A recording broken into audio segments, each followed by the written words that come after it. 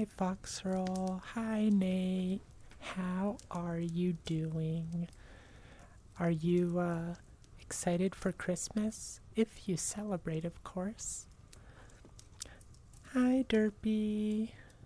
Let me bring you guys in. Oh no. There we go. That's better. Hi, everyone. How are you all? Only, well, 2 days for some of us till Christmas, but for me, I'd still say 3 days. Until today is over, I'm gonna count today. What did you do today, Nate? Oh no, you got hurt again? What did you do? Here, let me move you guys a bit. That way I don't have to look away to see you. Have you all been having a wonderful Sunday? I hope some of you get tomorrow off. I will be at work, so no luck for me. Or, well, no, I have tomorrow off. I have to go in on Tuesday.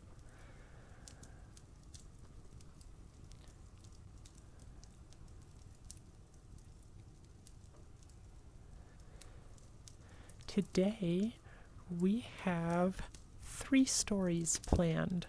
Yep, 3 stories. We have 3 stories planned, and I think they're all going to be good.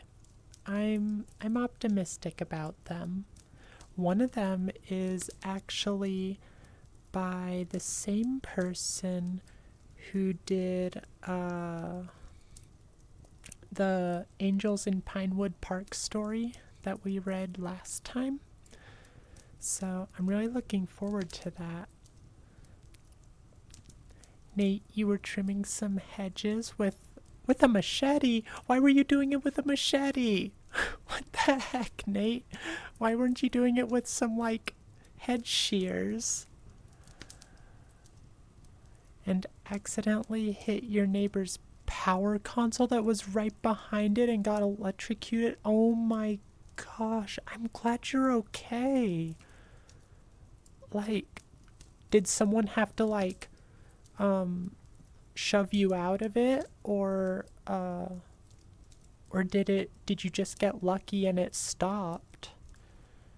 That's so scary. I feel like machetes are not for lawn care. I feel like they're more for trekking through the jungle.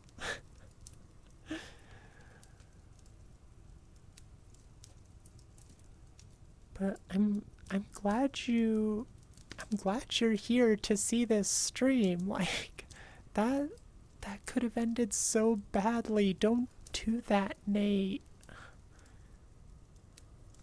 Hi, Kingly. It's good to see you. I haven't given y'all hugs yet.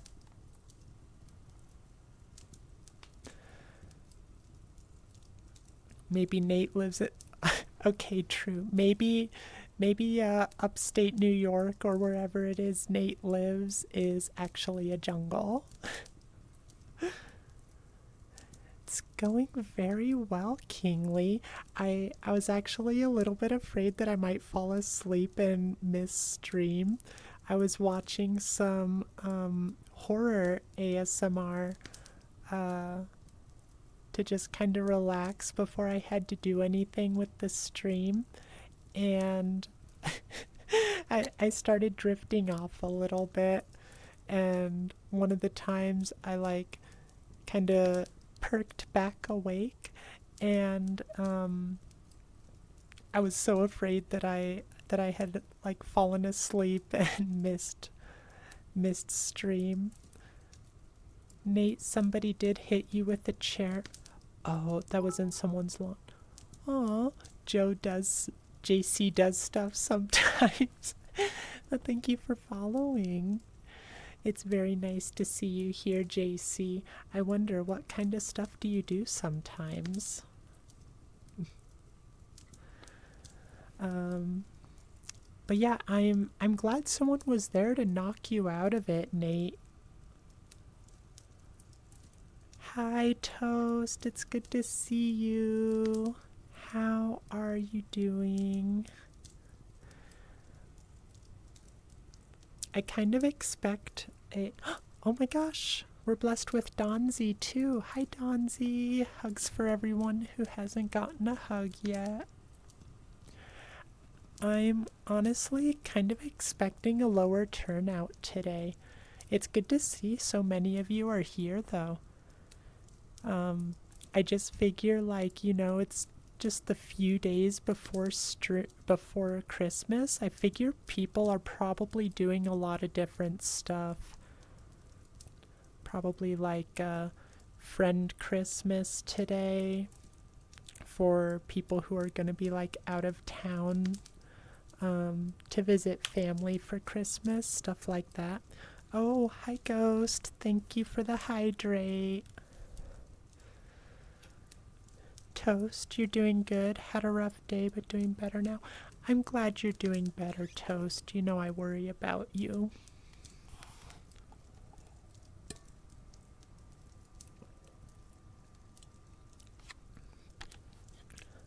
I will likely be on VR chat just to hang out later today, so hopefully I'll see you and some others later on. I haven't been on VR chat just to chill out for a couple days, I feel like.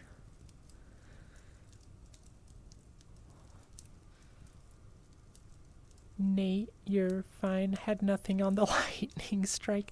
Still though, stop tempting fate.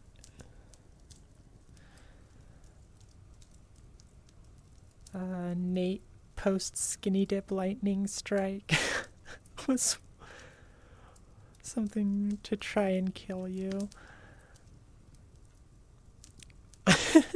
Derpy, I think that is what he's saying. Rick Seeger, thank you for the follow. I appreciate it. We'll get into the spooky stories really soon, you guys.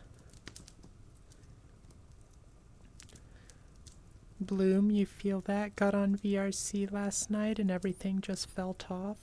Oh, I'm sorry. I'm sure there's a lot of people that we usually see that are going out of town to see their family and stuff, so they don't have access to their computers and everything. So I'm guessing the next few days will be a little weird in VR. But Derpy, yeah, I think Nate's trying to say he's built up a resistance to electricity. Nate's become a ground type.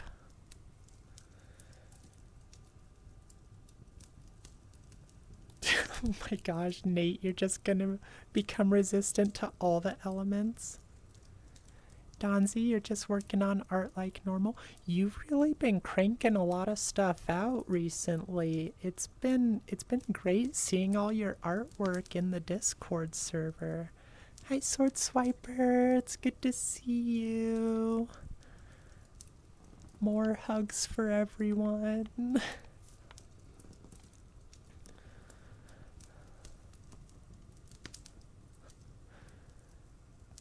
Oh my gosh, Ghost. Bloom and Ghost are both on, you dork. Then again, you haven't really been on much recently. That's understandable, you've been busy.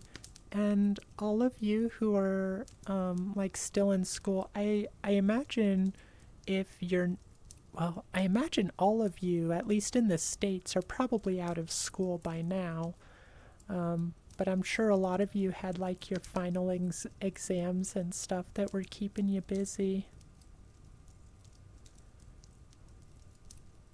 Hi, Cabby. I'm doing good. How are you?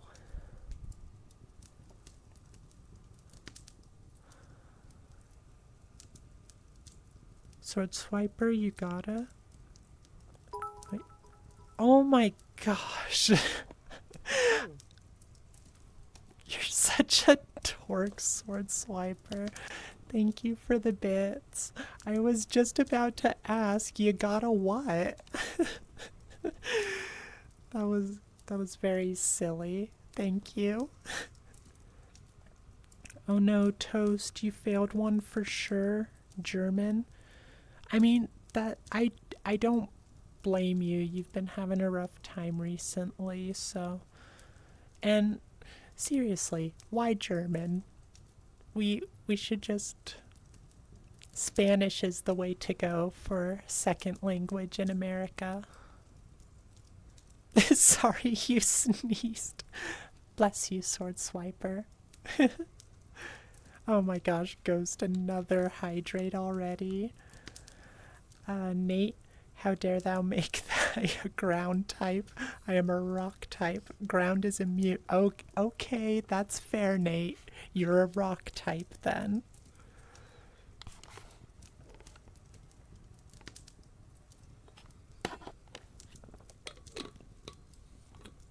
German is a pretty fun language, Donzi. I don't know. I like I like the Romance languages, at least except French. Um, no offense to French people, but not a fan of the language. There are too many uh, like distinct things that sound exactly the same.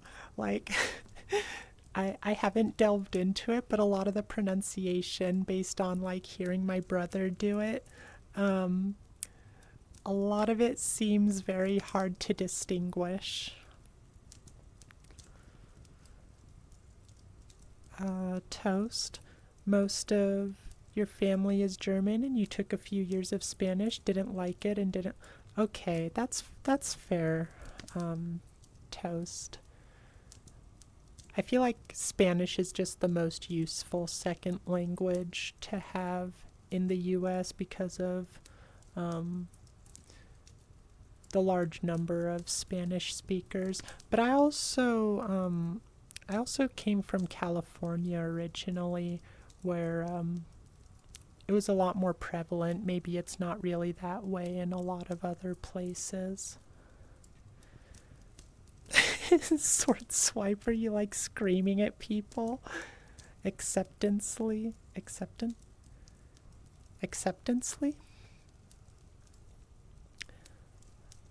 Bloom, about that, you have Spanish as your first language and English. Oh, I didn't know that. I didn't know English was your second language. Interesting. But yeah, Spanish would be. I wish I was raised bilingual. That would have been really nice. Gojira, I haven't seen you for a while. And Wolfie, too. Hugs for both of you and anyone else who hasn't received them yet. And heck, all of you who received it, you can have more hugs too. But Wolfie, it is. Do you mean French? Is that what you were referring to, our French conversation? Nate, you're also flame retardant and struggle to swim in water. Oh my gosh. Okay, maybe you are actually rock type. Oh my gosh, sword swipe. Man, Oh the my sneezing gosh. getting bad. Oh my gosh. Should I get you a tissue, sword swiper? That's a lot of money. Thank you. You're so sweet. Just a reminder for you guys though, don't spend any money that you can't afford. But I really do appreciate it. You're so sweet.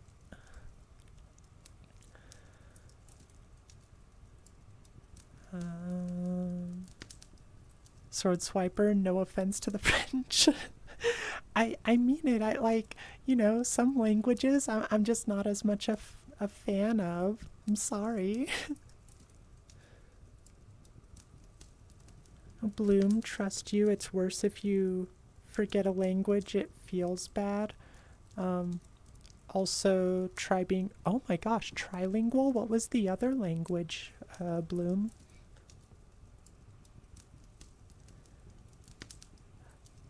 Oh, Wolfie, you heard. Cobeans. I kind of like that name. It's cute. Thank you for following. I promise we'll get to the spooky stories soon. I'm just enjoying saying hi to you guys. Merry Christmas, much love. Merry Christmas to you too, Cobeans. Thank you for having you. Of course, everyone is welcome here as long as you're, nice and respectful to everyone. We very much like the do as you will, as long as it doesn't hurt anyone else. Aw, Tingles, I'm glad. We're actually gonna start with some stories soon, but, we're saying hi to everyone first. I was expecting kind of a low turnout, but a lot of you have shown up today.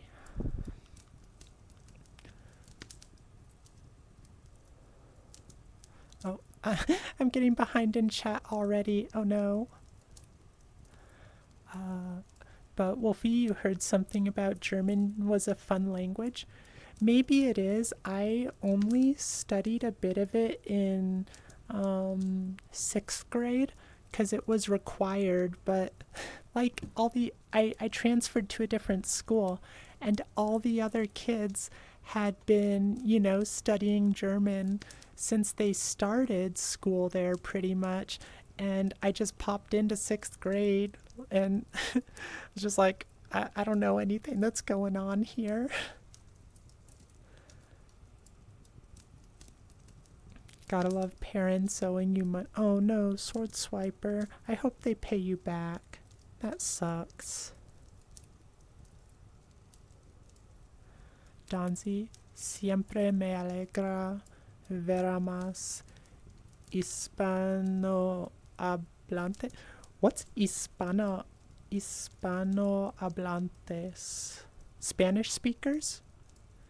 Yeah, it's gotta be Spanish speakers. So always alegra.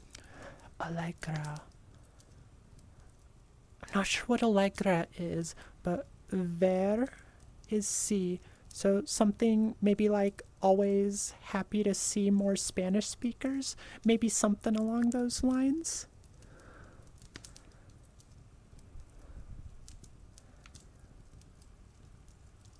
Oh my gosh, that's so cool, Bloom. You knew ASL? That does suck that you forgot it though. Hi Rage Quitter, it's good to see you. Looking at a cutie? I am too. Well, okay, I mean that loses a little bit of the impact because I'm kind of looking at a camera of myself, so it sounds very narcissistic, but I meant you. Wolfie, you were just tuning in to say have a nice stream and you're going to sleep soon and Merry Christmas. Merry Christmas to you too, Wolfie, and have a good sleep. I hope you get a lot of rest and I hope the morning brings some better thoughts for you. Good night. Oh my gosh, how far behind am I already? Oh, Solus, ask me about how you're calling to ask my car's extended warranty and if I've heard about your rewards program. You're such a dork. But okay, let's do it. That might be kind of fun. Let me get a drink of water first. Oh, hi, Lil Moira.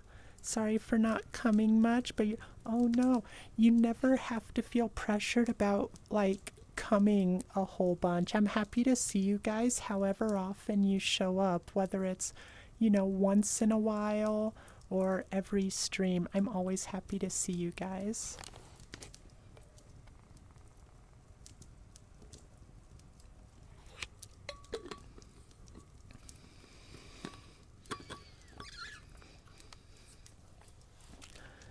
All right, let's give this silly ASMR trigger a try. Hi, is this Solus?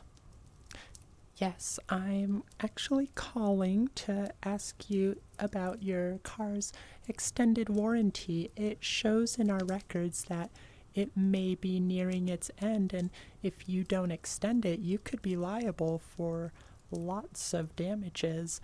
And we know times are hard in this economy. We don't want you to have to pay for that out of pocket, so we ask that you reconsider extending with us. Yes, I see. Well, would you then be interested in our rewards program, where just for driving, as you already do, you can save money on gas? No, not that either. Okay, I see. Well, so the thing is, they're gonna throw me in the basement again if I don't get one more subscriber. So would you please consider signing up for our rewards program? Still no. Okay. Well, I can't force you. I guess I'm going back to the basement. Have a nice day. Click. How was that, Solus?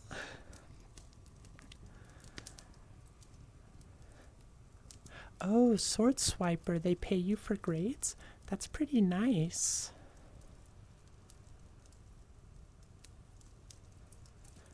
Oh, German is pretty close to your language in the Netherlands, Wolfie? I guess that makes some sense.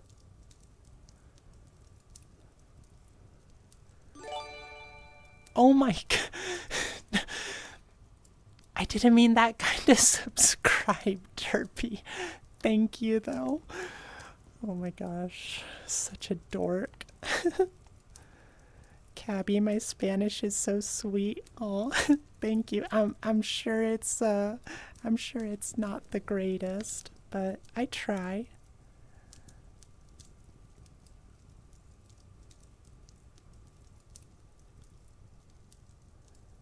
Okay, Bloom C.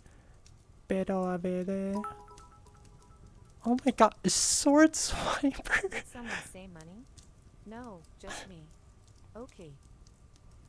Oh my god, thank you. You're spending so much. Please don't be spending any more than you can afford.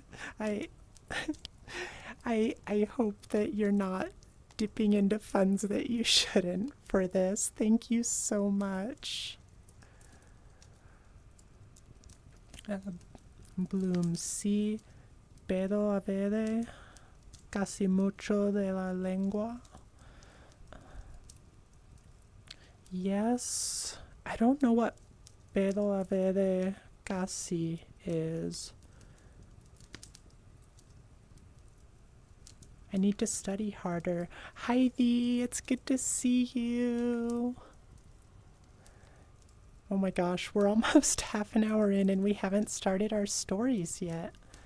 Talking about the basement. When will you be able to leave it? No comment. We'll talk about that off stream, Ghost. Oh, Exa, you're here too. It's good to see you.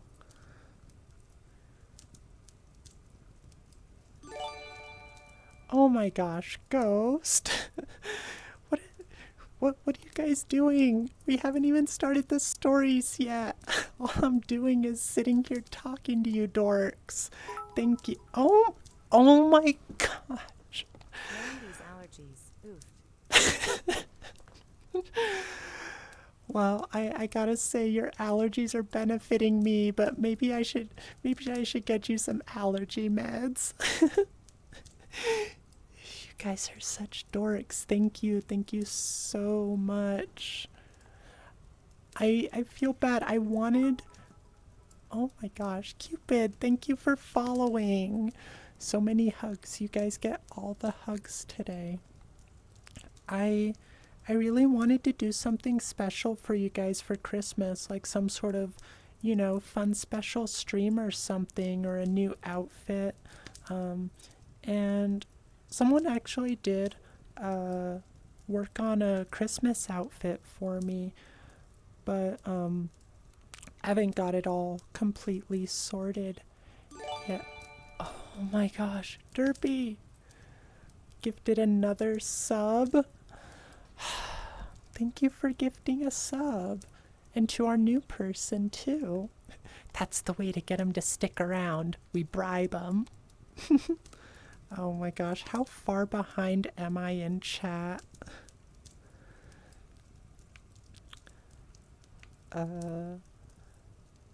Solus, is there an additional placement in said basement you're willing to enter him for the experience? Oh my gosh, Solus, you'd be willing to take my place in the basement? You're so sweet, thank you. You said you needed another sub. Oh my gosh, Sword Swiper, you got $975 from your dad this time? That's crazy. That's that's awesome. I'm so happy for you. Make sure you spend it on some good stuff though, or put it into savings or something. Like I'm sure you'll need it. Geez, $975. That's that would be a very good paycheck for me, honestly, like from my job. Now both accounts have it, Ghost. Nate, English is apparently a Germanic language as well. Yeah, I do remember hearing that. English is a very weird language. It's Germanic, but we take a lot from other stuff too. Maybe all languages are like that. I don't know. Sword Swiper, you can afford a lot. Oh, oh my gosh.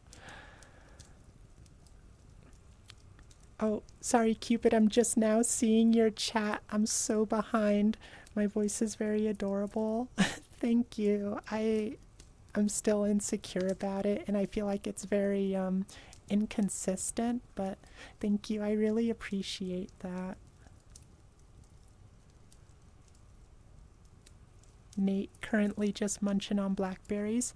Blackberries are good. I don't like the little seed things in them though.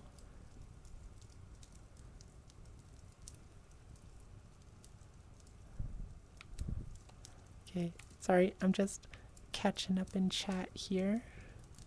Ooh, okay, Cupid, kisses. We can do some kisses. Let me stop the camera from looking at me, because otherwise it's going to be very hard to kiss. Oh, what was that? My chat room just like refreshed or something. Oh no. What the heck? It's not showing me the redeems. Give me just a sec, you guys.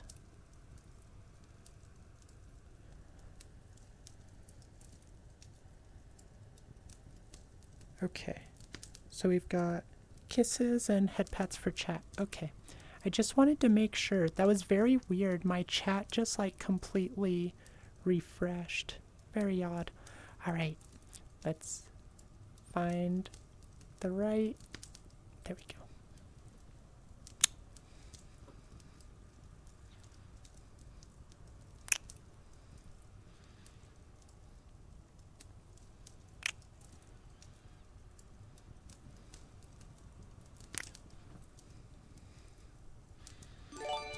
Oh my god.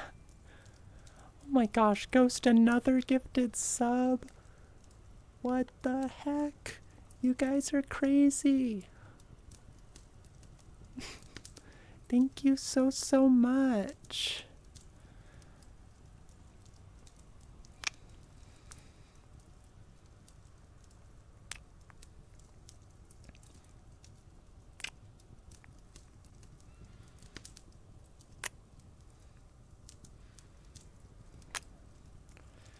Alright, we'll call that good for the kisses. I hope that was good for you, Cupid. And now let's turn it back to look at me. Oh my gosh. Okay, we're catching up. I'm getting close, I swear. Oh, and we had a hugs for chat, so let's do that. As if you guys are not getting enough hugs today. How many do you need? Sword Swiper, no need. By the way, you are out of your allotted bits now. Okay, sounds good, Sword Swiper. You donated so much, though. Thank you, thank you, thank you. I was actually thinking that I've got some stream. Oh, Corey Lee, thank you for the follow. I really appreciate it. But I was thinking with the stream funds that I currently have saved up, I was thinking of, aside from assets for the Traveler, I was thinking of looking for maybe some like Twitch overlays I could, or a Twitch overlay I could buy to make things look a little nicer, because like I don't know, this stream just feels very rinky-dink DIY, which maybe is a little bit a part of its charm. I don't know. But it'd be nice to have a more put together looking stream for you guys.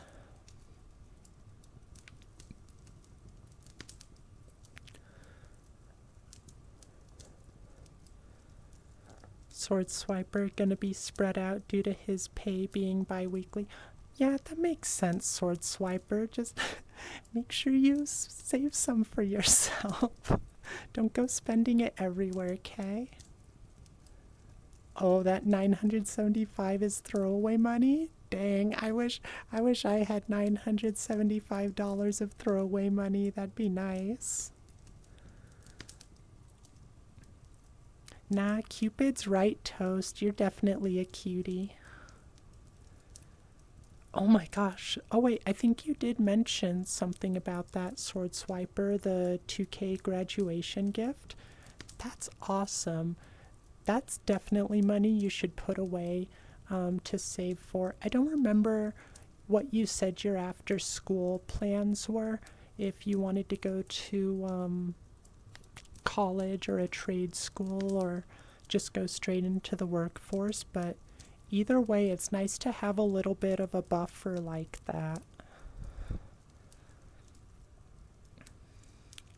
Hi Cyber, it's good to see you. So many people are showing up.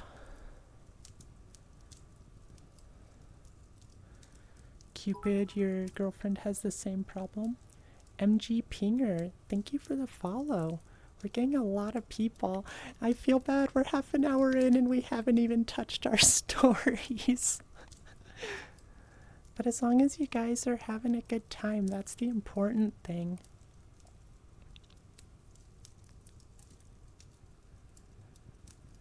Pinky, hi Pinky. I loved seeing all the dog pics you posted in the Discord server. Such a cutie. Sword Swiper already got plans to get a Quest Pro and Slime VR when you get the 2K from your grandmother. The rest is spending money. Alright, if you say so. I hope you have fun with the Quest and Slime VR. Although, with the Quest Pro, do you really need the slime trackers?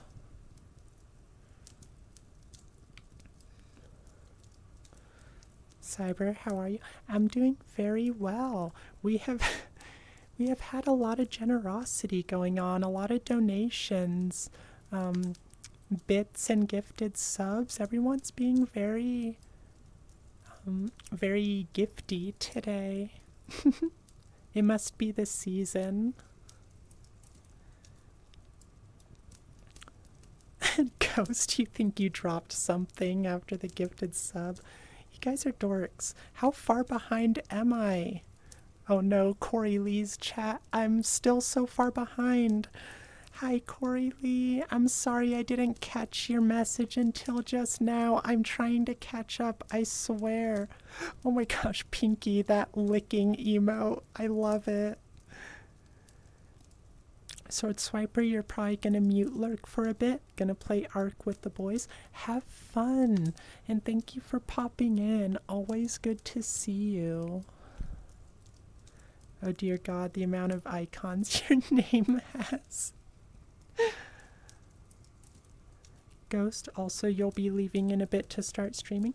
Sounds good. Have fun streaming, Ghost, and thank you for all the gifted subs. I really appreciate them. Oh, and one more hydrate, of course. Sword Swiper, you're a conductor, Choo Choo. You certainly are. You led that hype train real good, Sword Swiper. Oh, Corey Lee, thank you for the posture check. I will do that as soon as I take this hydrate.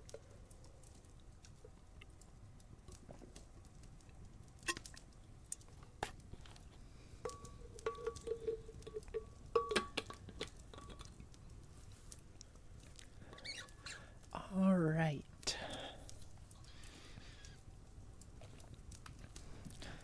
Let's do our posture check.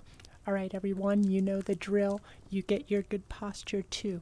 Back straight, shoulders back, and boobs out. We gotta have that perfect posture.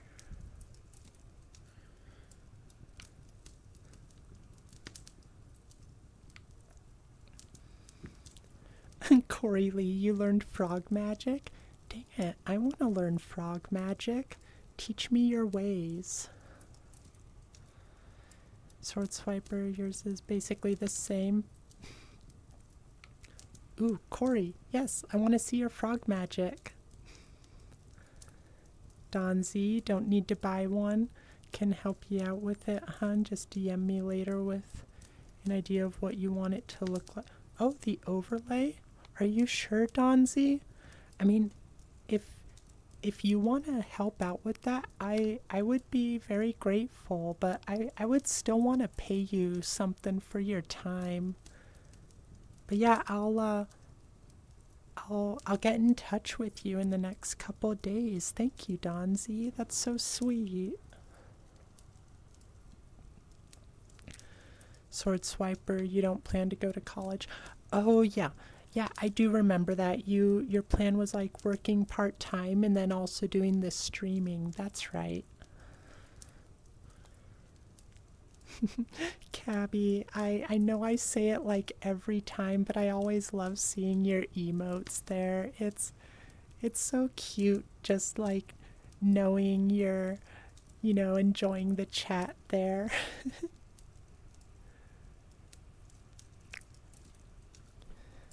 Nate, just got back from your Wi-Fi dying for a sec. What happened? Who got shot? Is Obamacare still a thing? I got shot and no, Obamacare is gone. Tonzi, you're not cute, you're menacing. Menacing is the best kind of cute. Alright. Have fun lurking, Sword Swiper. I hope you enjoy Ark. Oh, Quest Pro is for face and Slime is for body. Okay, I thought the Quest had body tracking with it. Ghost, another hydrate. Thank you. Nate just realized how many people know what Trogdor is. I definitely know what Trogdor is. But my first exposure with it wasn't from Homestar Runner. It was from Guitar Hero, because they had it in, what was it, Guitar Hero 2, I believe?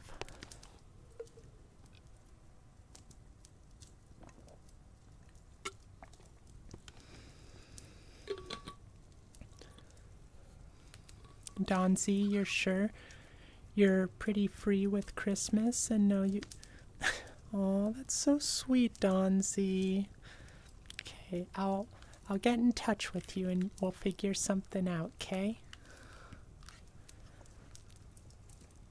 Sword Swiper, to be honest, you're just waiting for you to catch up with chat before lurking. I'm almost there. I'm so close. And then we can start our stories too. 40 minutes in. Oh my gosh. I feel like I'm false advertising. My whole stream title is Final Creepy Christmas Creepypastas, and Haven't even touched them. Hi, Sophia. It's good to see you. Hi, Astral. How's my lovely girl doing? Oh, no, I don't mind at all. You're totally fine. Thank you. I honestly appreciate affection. For so long, you know, there's the whole, like, guys aren't supposed to be super affectionate sort of gender norms things. And so, like, you know, I always, like, just shoved that back inside. I'm still kind of trying to get better with physical touch and affection IRL, but in VR chat I am very touchy. That sounds kind of creepy, but like I like to give hugs, I like to give head pats and stuff. So like if you ever meet me in VR chat, you're very likely to get a hug. Oh, Derpy, thank you for the stretch, and Ghost, I see your other hydrate. Alright everyone, it's been 40 minutes of sitting. Let's get some stretches going. Get them bones cracking. Mine certainly are. They're rattling around in there. Oh my gosh, that feels so good though. Stretched those legs out.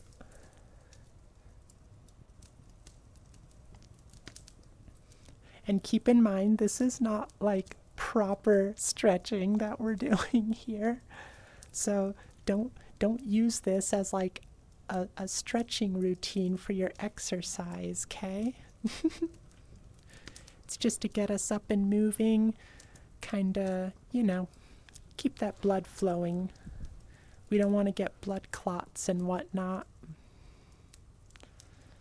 Okay, and hydrate from Ghost. Aw, Cupid, you're so sweet. Yes, everyone in chat is cute and adorable.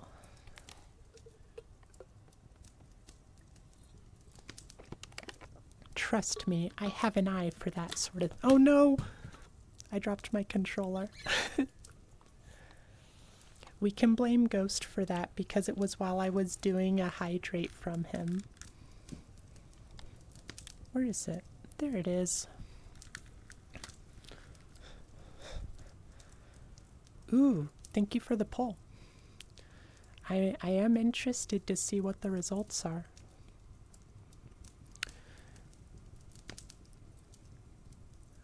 Okay, we're almost caught up. Okay, Sword Swiper, now enjoy your lurk. We're just about caught up. Oh, Plume has a hydrate now. Sophia, Astral, just gonna say this. You're more than a girl. You're more a girl than I am. Aw, Goonwills 77, thank you for the follow. I appreciate it so much. I'll give you a hug as soon as I get this hydrate taken care of.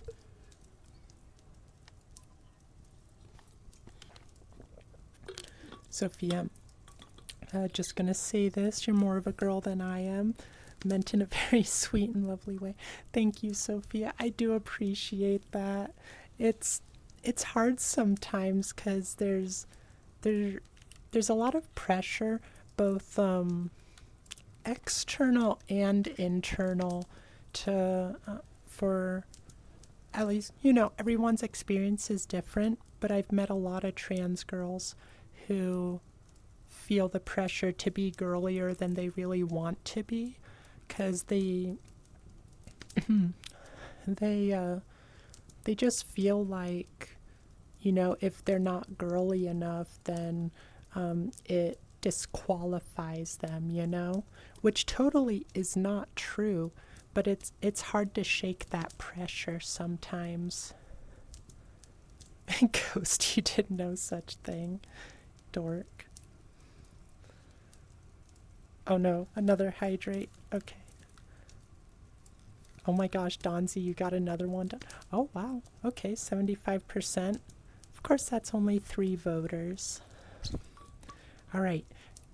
We'll do this hydrate, and then we'll start our story. And we won't pay attention to chat for a little bit while we're reading the story. It's a pretty short one, so I might finish the whole story and then go back to chat.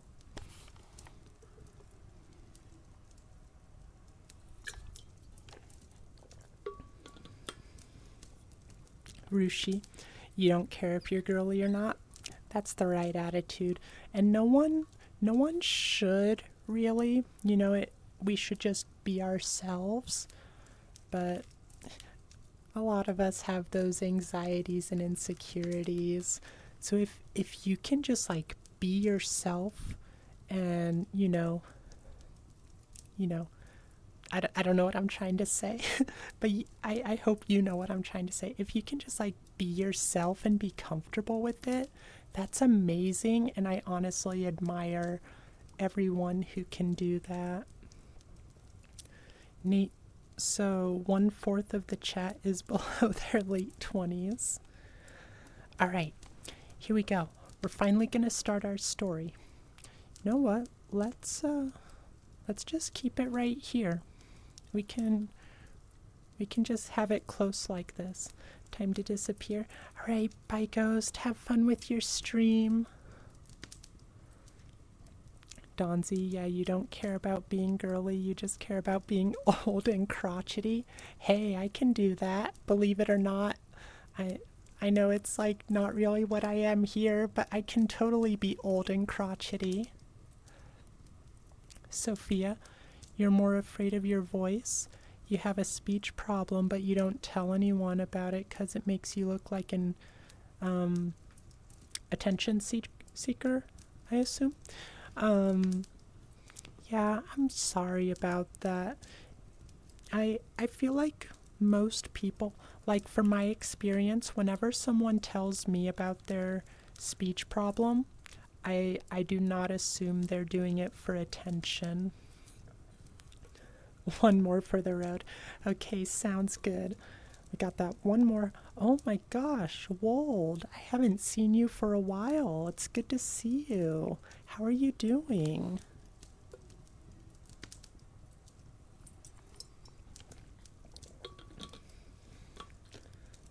Cabby, think I'll have to go to the bathroom soon? It's a possibility. I'm not feeling it yet though, so we'll see. We've had a lot of hydrates though. But yeah, it's so good to see you again. Let me give you a hug, Wold.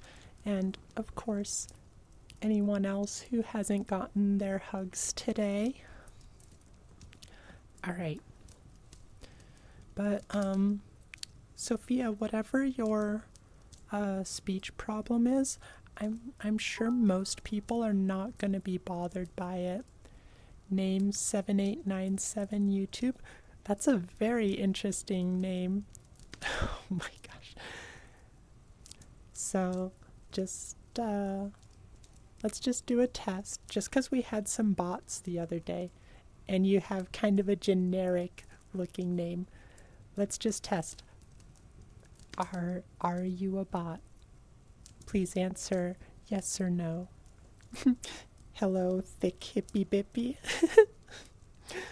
Well, if you are a bot, you're kind of entertaining, so maybe we'll keep you around. But regardless, it's good to see you.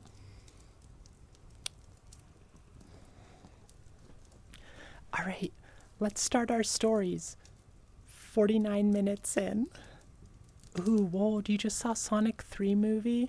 And 2027 is, oh my gosh. Okay. I'm not gonna read anymore because I haven't seen it yet. I'm so excited for it. So I'm just gonna ignore the rest of your comment, okay? Sorry, Wold. Sophia, it's more for your own reason. You hate, oh my gosh, you totally should not hate yourself for it. Oh, Wold, no worries. You didn't know. You hate yourself for it, but you try and live with it. Or just mute yourself and stay mute.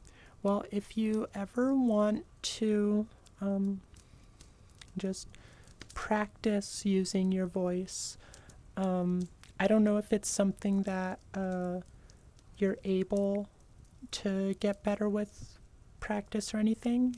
I don't know the particulars of your speech impediment, but I'm sure everyone here, if you ever join in any of the community stuff, I'm sure everyone is going to be fine with you using your voice. Or if you really just don't want to, we know tons of mutes in VR chat.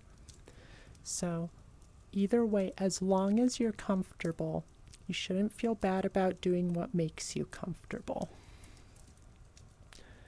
Derpy, ton of stuff you're looking forward to is happening next year. For instance, so I watched Solo Leveling Abridged, the first episode with Dram, and it was kind of interesting. I don't know how interested in it I am. I liked the brutality. I'm kind of tired of the it's a video game but it's real life bit trope, I guess, in anime. Nate should mention the 8th TF2 comic has come out as the finale recently. Oh, I don't read them, but that's cool. Okay. We're gonna do it. We're gonna read now. I will. Oh. Okay, maybe it's a little longer than I thought. Oh, hi, Foxroll. You've been quiet. Sophia, you'll make me cry. Thank you, but I'm too scared to talk. You have been bullied for it. So, oh my gosh, you're fine. You don't need to apologize for it. And yeah, if you're not ready to talk in front of people, that's totally fine. Like I said, I am friends with a lot of mutes in VR chat who all, stay muted for various reasons, whether it's just anxiety or they're just not comfortable with their voice. Whatever it is, it's a totally acceptable way to socialize. Okay.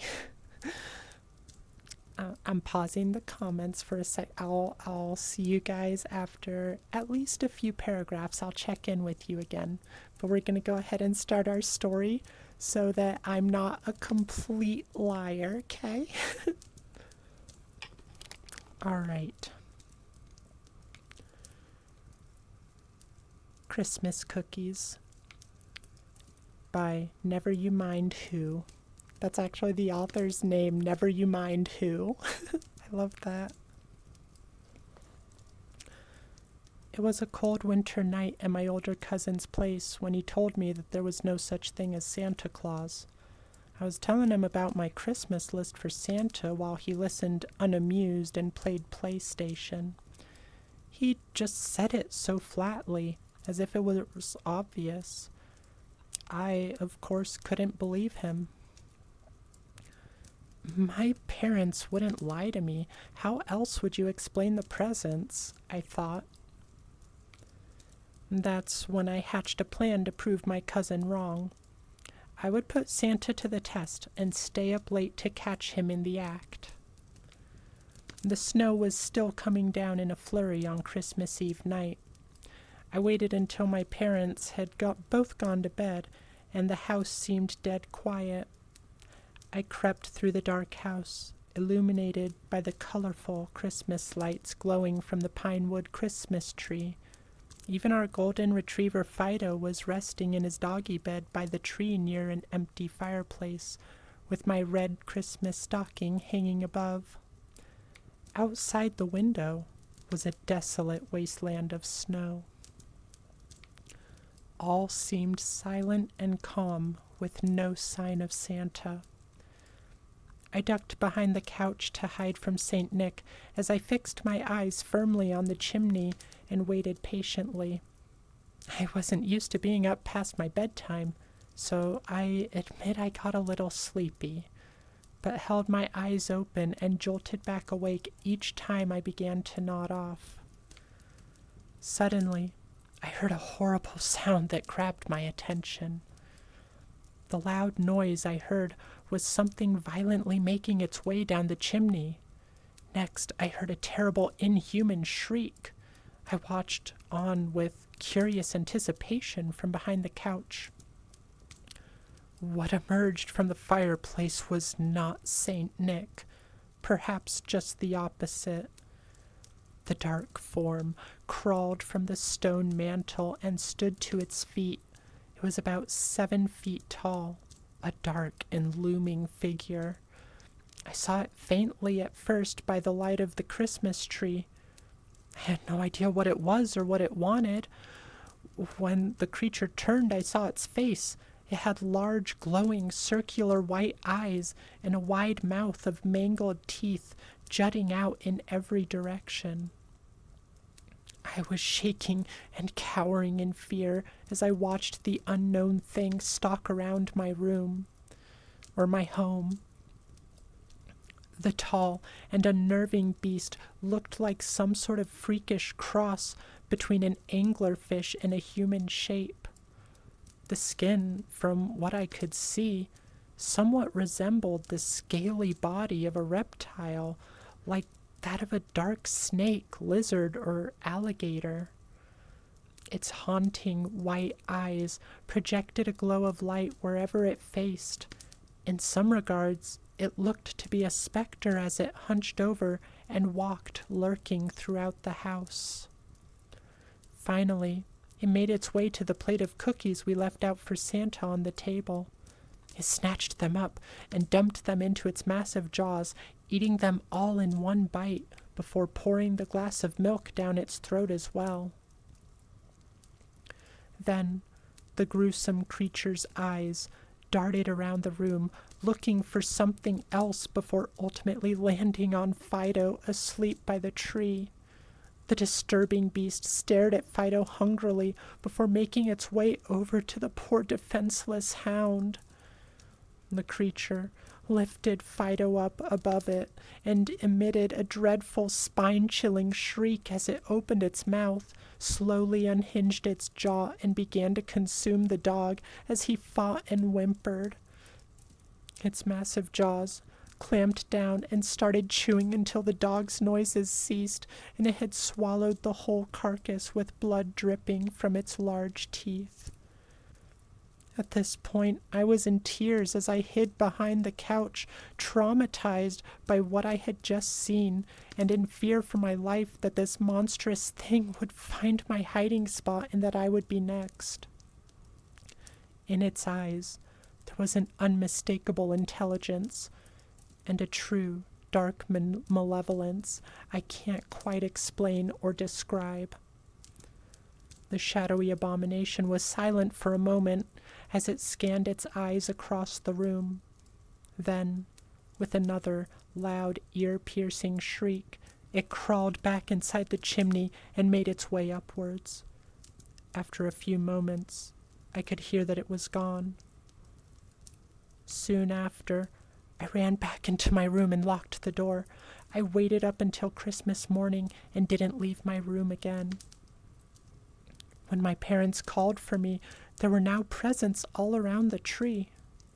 My mom and dad were sitting there happily, not knowing what horrors I had witnessed last night. At one point, my mother sheepishly asked me, "You didn't eat the cookies that were made for Santa Claus, did you?" After I denied it was me, they asked if I'd seen Fido because they couldn't find him. They never did find out what happened to him, and eventually came to assume that Fido ran away that Christmas Eve. Only I knew what really occurred, and I learned one lesson. On Christmas Eve, don't wait up for Santa. Of course, children grow up and their belief in Santa fades, but despite years of second-guessing myself, I could never shake the reality of the creature I saw. I've questioned if perhaps I had actually fallen asleep that night and just had a horrible, vivid nightmare, or if I instead had some sort of mental health episode.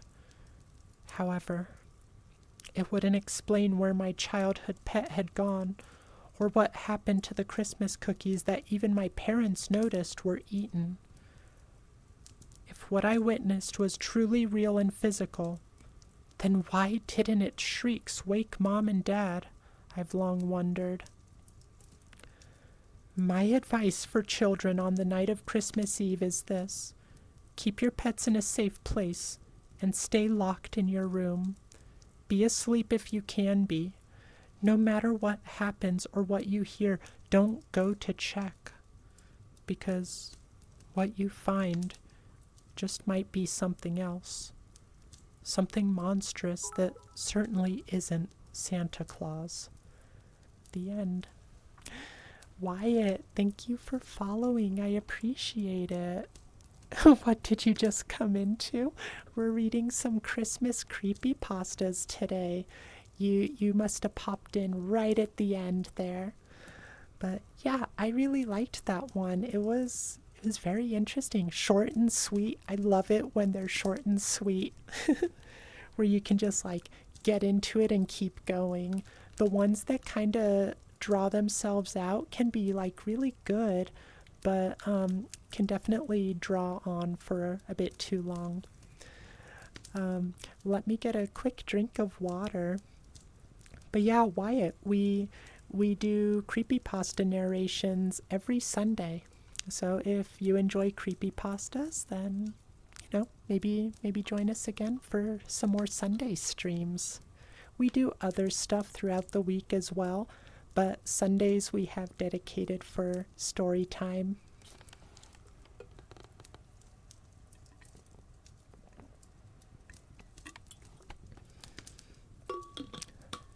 But yeah, I liked that one. What did you guys think? All right, let me back up and look at the chat that we missed. Oh, Derpy, is it really? Solo leveling is one of the originators of the trope. It originated as a manhwa and a light novel. Actually read it first way before the anime. How long ago was that? I didn't realize it was that old. Because I kind of thought the trend started with like Log Horizon and Sword Art, But I also don't pay super close attention to the industry. Foxroll, you just been vibing? Playing with your boat waifus. Well, I hope you're having fun with your boat waifus. Sophia, chat hug. Of course. More hugs for all of you, but especially those of you who haven't received any yet. He's tall. Nope. Self-respect. Oh, I love seeing... You've got so many different emotes, Cabby. I love them. Did the dog die? Had a buffer. Yeah, the dog done got eaten. Sophia, it's a scary story. Oh no, gotta hide. I like how right after you've got the little comfy emote. I guess as long as you're hidden, you can afford to be comfy. Wold, you have no idea what you're doing this week? You don't have Christmas plans, or you just don't know what they are yet? Yeah, very dead.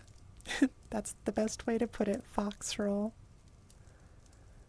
Okay. Wyatt, your last story you just heard, you have to keep your... Oh no, did a cat die in the story you heard? I always hate it when the pets die. I think at this point most everyone hates it when the pets die, but I'm also a sucker for pulling at heartstrings. Nate, you ever think, or creepypastas, you could definitely survive or beat in a fight. Oh, I think about that stuff sometimes. Um, but I'm kind of the opinion that I'm curious, so I like to check things out. If I'm alone, I'm gonna run away and survive probably. But if I'm with other people, I'm gonna be stupid and go check things out because having even one other person makes me a lot braver. So most creepypastas I'm probably dying. Derpy, well, it was published in, I'm assuming 2016. Sorry, what you meant by originator is that it popularized the trope. Solo leveling is the one of the most popular manhwas ever created. Oh, wow. I didn't know that.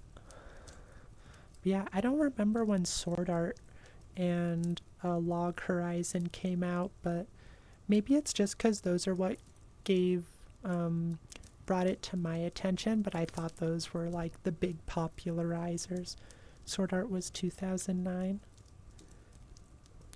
Nate, like Red Mist, for example, never even manifests of the real world and is just a disturbing SpongeBob episode.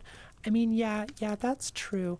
I should rephrase. Most creepypastas where I can die or if I can't die, I'm probably delving into madness. But I would definitely look in way too much to the to things like the lost episodes if I found them. All right. Shall we read another?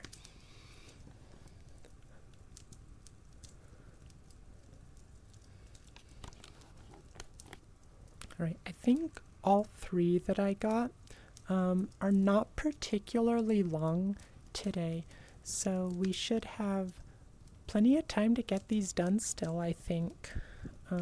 As long as I don't get too... Oh, wow. This one is like a wall of text, though. It's not the longest thing ever.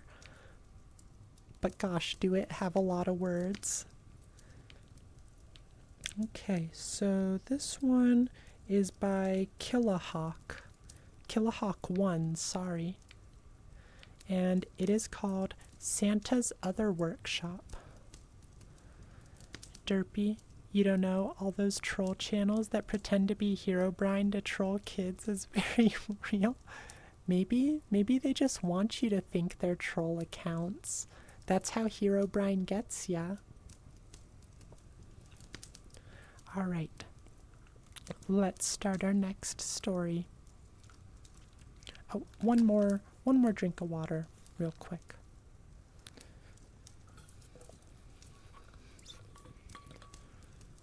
King Universe. Hi, King Universe. King Universo. It's good to see you. I'm doing very well. Just reading some creepypastas. How about you? Oh, perfect timing, Derpy. I will take this hydrate for you.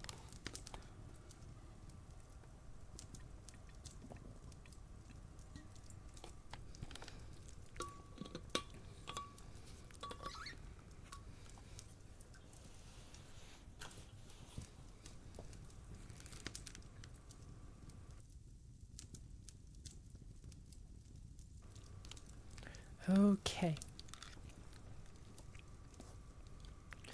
And there's a little author's note here.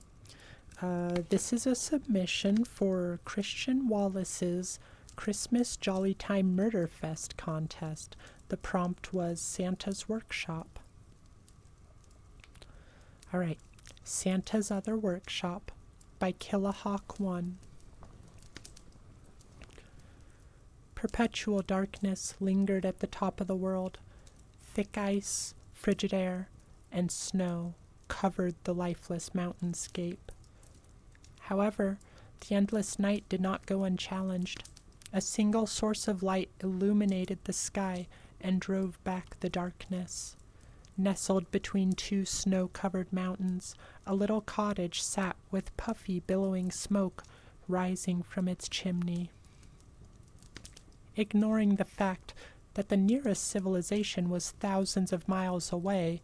To the casual eye, the house was simply a warm and welcoming home. Still, one might ask themselves, what an odd thing to find in such a bleak place. How could such a thing come to be? Like most things found in the North Pole, not everything is as it appears. The land was unforgiving and cruel. It could take your life within minutes. Only a select number of creatures were given permission to live in this harsh and relentless wilderness. All others who entered this domain did it out of their own accord, such as the residents of this tiny little home. However, these individuals were like no other, and with a little bit of magic at their disposal, they lived happy and joyful lives. At first glance, it would appear it was nothing more than a simple, ordinary home, inhabited by an elderly couple who loved each other dearly. If this were your conclusion, you would be mistaken. In reality, a magical secret existed below, for the small house was much more than meets the eye. The little house was not just a home, but the tip of a mystical workshop hidden beneath the ice. Hi, Ray Duder, it's good to see you. Luna Lucy, thank you for following. I really appreciate it. It's good to see you all. We're just reading a story, but I will... Oh, Rin Renu, thank you for following as well. I appreciate you all so much. I will talk with chat a little more later on. We're going to try and bust through this story, though.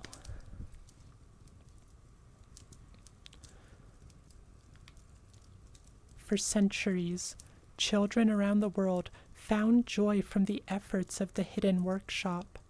All year round, tiny magical hands toiled and labored to create toys and playthings for all the good children of the world. Elves, the last of the magical creatures from old, dwelt within its walls and used their mystical nature to create wondrous and joyful things for Christmas morning. 3 days after the winter solstice, the old man would put on his heavy coat and boots, take to the air, and deliver his Christmas joy to every last child. Like everything in the cosmos, there must be a balance. For every night, there must be a day. Every beginning has an end, and with every kind child, there was a naughty little boy or girl to be found.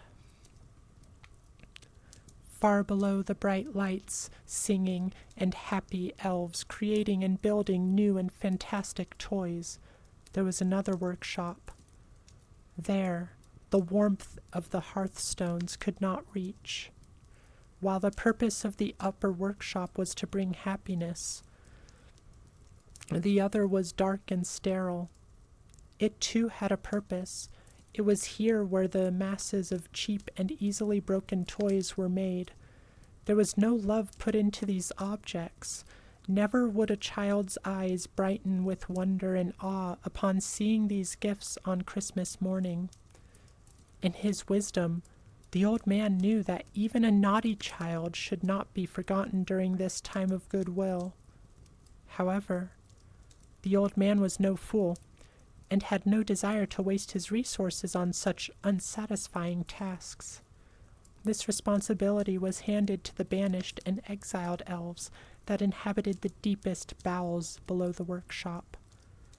Those with selfish hearts and greedy desires, stripped of their immortality, they wasted away in the dark with only the trinkets and flimsy materials to pass the time.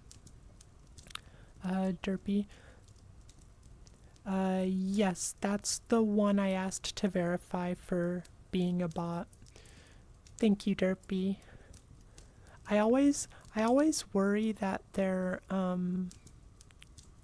actually real people, but if they don't verify, I also don't want to keep bots in the follower lists because, yeah.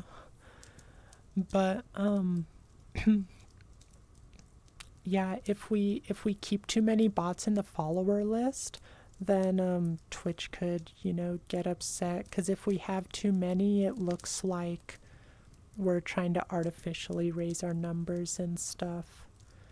But if that person does want to come back or tries to appeal, they're definitely welcome to. I just, if they don't verify, we don't know.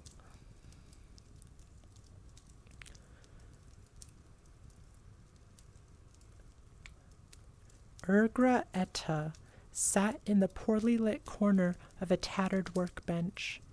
His focus was entirely devoted to the old and worn piece of brass in his hands. The clangs of his hammer hitting metal rang out and echoed through the dark halls and passageways. He pounded the brass sheet relentlessly until the metal slowly began to surrender its shape and bend to Urgra's design. Suddenly, the hammer flew out of the mad elf's grasp. He examined his limp hand, trying to will it back to his control. Fury filled his heart as he watched the necrotic flesh slowed off his bony hand. He didn't have much time. His other hand was weak, but still capable of grasp. He reached out into his toolbox and removed a long, warped nail and stabbed it into the back of his paralyzed hand. He pushed the nail on the nail head until its tip broke through the skin and emerged through his palm. Immediately, the pain surged and shot up his arm. The thick and rigid tendons loosened within his hand, giving him temporary use of his digits once more. The elf picked up his hammer and resumed molding the shape of the brass plate. With each impact on the brass, he poured his rage into his creation.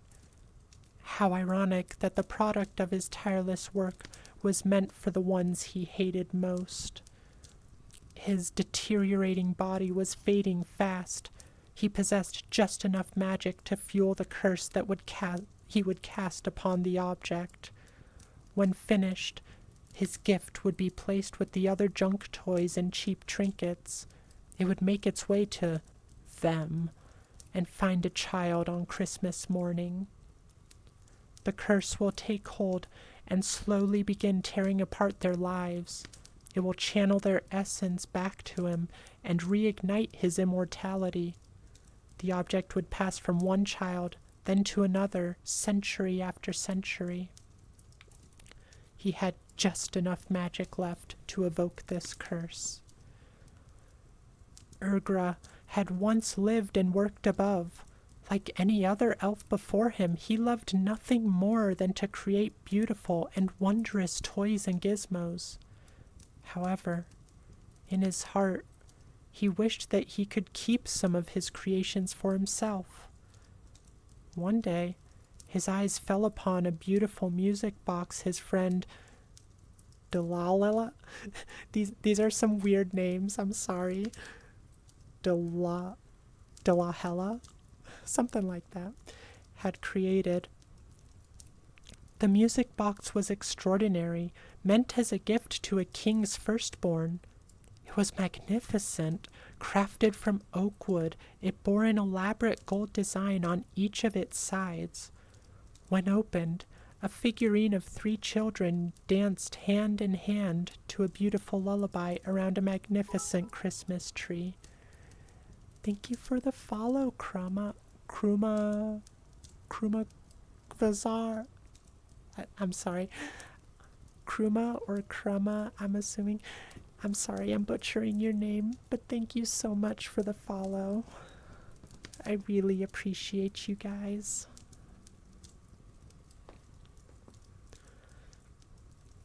Urgra Etta had never desired anything more in his entire life. It filled his heart with jealousy. He became resentful that this precious and rare treasure would go to an undeserving human infant. The little girl didn't deserve it. It should go to him, he thought. So, under cover of darkness, Urgra slipped into the work area and took the music box. Unable to sleep and anxious to put the finishing touches on his prized creation, Dalahella decided to return to the workshop. To his surprise and shock, he caught the elf attempting to steal the special music box. Dalahella was enraged, for greed and thievery amongst elves were extremely offensive and not tolerated. Urgra begged his friend not to report his transgression, but Dalahella was unmoved by the pleas and turned to tell the others of Urgra's crimes. Desperate, Urgra did the only thing left for him to do. He grabbed a hammer and brought it down on his friend's head over and over again until no more life remained in the broken body. Despite his meticulous efforts to conceal his crime, he could not escape the sight and wisdom of the old man. Humiliated and dishonored, the elf was banished from the workshop, and his precious music box was taken from him and given to the little princess. Danny D. Miller, thank you. Thank you for the follow. So many of you today. I'm glad y'all are enjoying the stories and the cozy vibe. Hammer go bonk. Oh my gosh, Nate. Stripped of his immortality, Urgra Eta was cast into the cold and dark corridors of the other workshop to spend his remaining days, never to create a beautiful thing again. As the seasons passed, his hatred for all children grew and ate away at his insanity. He gritted his teeth, knowing that the children of man were given everything and he had nothing. Hunched over his work, Urgra feverishly worked to complete his masterpiece. He stared down at the anvil and hammered down on the brass. Each strike brought the faces of a child into his mind. It lives in warmth. The blunt hammer formed the metal into a hollow cylinder.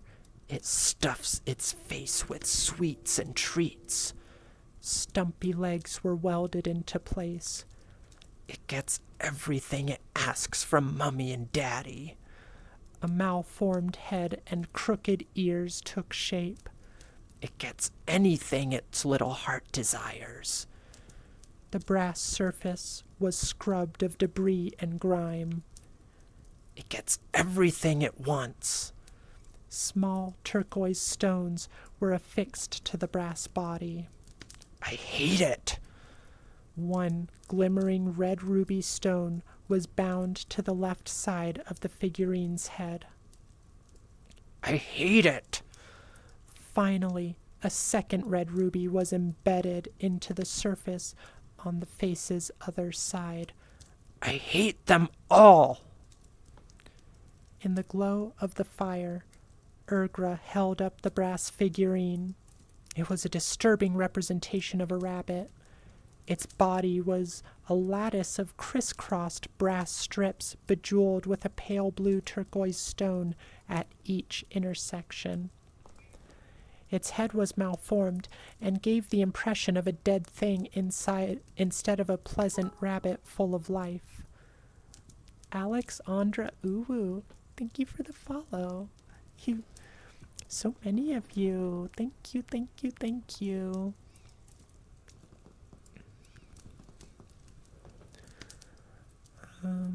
Where was I? Lost my spot. Oh. Its head was malformed and gave the impression of a dead thing instead of a pleasant rabbit full of life. He placed the atrocious thing upon an open silver locket that contained a mirror on each of the hinged inner sides. With the rabbit figurine facing one of the mirrors, he carefully opened a vial that held a clear fluid. It was lymph. The lymph from an elf was the source of magic that flowed through their bodies, that of blood from the second set of unique arteries found within its own circulatory system and pumped by a very special second heart. Only a few tiny drops fell out of the vial. It splashed onto the figurine and mirrored locket, illuminating them with a golden glow. Urgra closed his eyes and spoke the words of wormwood in his elven tongue. The clear liquid turned black and stained the surface of both the rabbit statuette and the silver locket. The glow turned a deep purple, then slowly faded.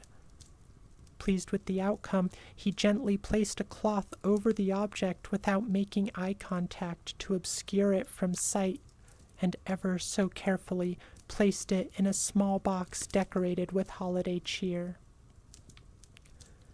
Finished with his work, Urgra turned to leave, pushing past the corpses of several elves hanging upside down from the support beams of the other workshop. Their lifeless bodies drained completely of every last drop of magical lymph from slit throats.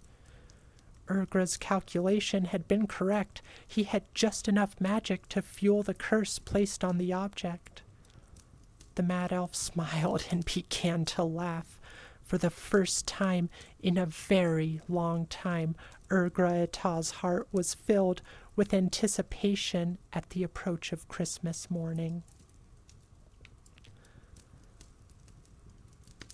The little girl sat in a large pile of torn wrapping paper from the many gifts she found under the Christmas tree. On the morning of December 22nd, Gabby awoke earlier than everyone else. She went downstairs and glared at the many presents that continuously tempted her. It was as if they teased and mocked her every time she looked at the colorful and beautiful wrapping paper. She would receive such a terrible scolding from her parents, but she couldn't wait any longer. At first, it would only be one gift she opened, then it became two, then another and another. Before she knew it, all of her presents had been opened. Despite getting everything she asked for, the desire for more still was not satisfied. When Gabby stood, a small gift next to the base of the Christmas tree caught her eye. She could have sworn it had not been there before. The wrapping paper was worn and yellowed with age. Written in big words was a tag that said, "To Gabriella." It was like no other, and she surely would have seen it before now. Puzzled, she removed the wrapping paper and found a box that contained a smaller, sealed box and a scroll. She opened the scroll and read, "Congratulations, lucky one. You are the proud owner of Pepe the Rabbit. Pepe loves you and will be your best friend in the whole world. Pepe is a friend like no other, and he will give you everything your heart desires. To be Pepe's friend, you must listen to him and never disobey the following instructions. Place 1. Place Pepe on his locket facing the mirror. 2. Never look Pepe in the eyes. He is ever so bashful and only likes to see you through his mirror. 3. You may ask anything of Pepe 3 times. In 3 days' time, he will grant any and all you asked of him. 4. Never look Pepe in the eyes. It bears repeating. He does not like it and will be upset if you disobey this rule. Remember, lucky little boy or girl, Pepe loves you. He loves you more than anyone else in the whole wide world. Pepe will make sure that no one will hurt you ever again. And if you love Pepe, you will listen to him and do whatever he asks of you. Pepe loves you, and no one can ever come between you and him. Pepe loves you. The end. That one was interesting. I'm not sure what to make of it. It was an entertaining read for sure. Let me go back and catch up on chat. Nate, other ones would be Eyeless Jack and Jeff the Killer with the simple answer of ranged weapons or ramming with a car. Yeah, I never liked Jeff the Killer. That is one of my least favorite of the famous creepypastas. Polybius is another one that could mess with you a bit, but not to the degree of suicide if you look for proper therapy and help. Lavender Town Syndrome is similar, but yeah, that's true. Just don't click on them if you know about their presence. See, I'm the silly Sean is cool. Wow, I'm so happy to have such a cool person in our midst. Thank you for following. I'm glad you're enjoying the stream. But yeah, see, that's where my curiosity gets the better of me. I would want to subject myself to things like Polybius and the Lavender Town stuff, because I just need to know. I would be the sort in a Lovecraftian story where I fall into madness because I can't just leave well enough alone. And then the actual gods, in which case we're screwed. Yeah, the actual gods we just can't do anything with. Hammer go bonk. Derpy, he should have said he wouldn't tell, then do it anyway once he's away. Oh, yeah, that would have been a smart thing for the elf to do, but I don't know. I get the impression they're kind of goody-goodies, so maybe they're not very good at lying. I thought it was kind of funny. There was that part where the author just went into crazy detail, or maybe not crazy detail, but more detail than I expected about elf anatomy just to justify what was being used and why the elf had to kill the other elves, you know? I just thought it was kind of funny. Derpy. You suppose that would be how Santa's elves would look at human children if they only interact with them during Christmas? Yeah, I think you're right there, Derpy. Wyatt, you really come at the worst timing. You must just have a sixth sense for it, Wyatt. Did you see the part where they committed elficide? Sorry, no. I'd pull up a net from the boat I was working on. Oh, Pepe.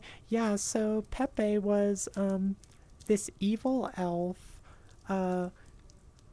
made a cursed object to give to a child that would basically drain them and continue his immortality.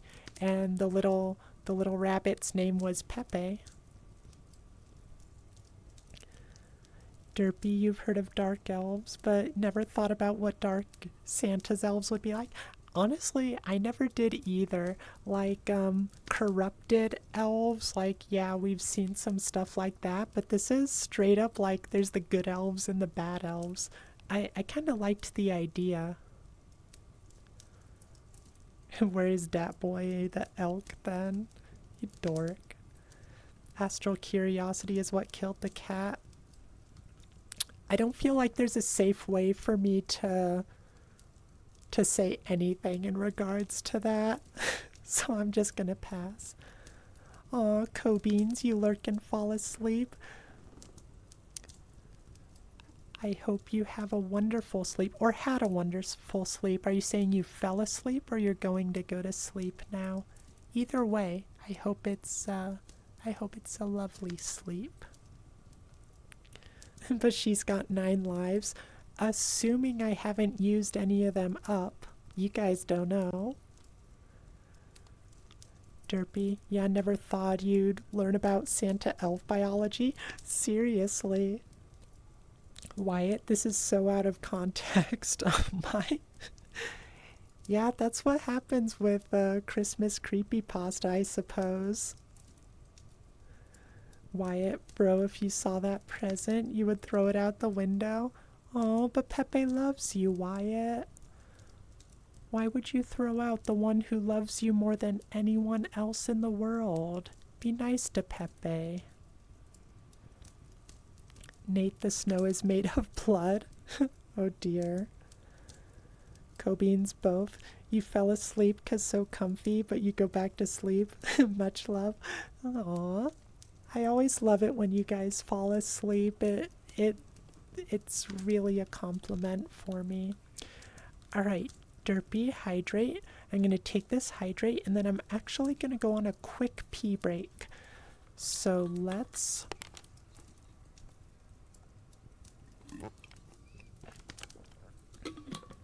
Let's get you guys set up. I'll do the stretch when I get back. If I stretch now, I think it might be bad for my bladder. So for those of you who don't know, we are going to put you on the Astral train for a bit, and you can listen to the fire. I am going to set 3 minutes of ads to go. There will be nothing you miss during those 3 minutes. If you want to dip out during them, that's totally fine. We only run ads when I go on these little breaks, and so by the end of 3 minutes, I will be back. Oh, that's not the one I want to do. Where is it?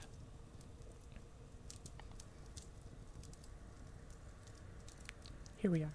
Short breaks. Yeah, I try to keep them short. I don't like to run ads. If I'm like, I don't like to run automatic ads, so I only run them manually when I'm going on a break anyway. All right, here we go. I will see you all soon.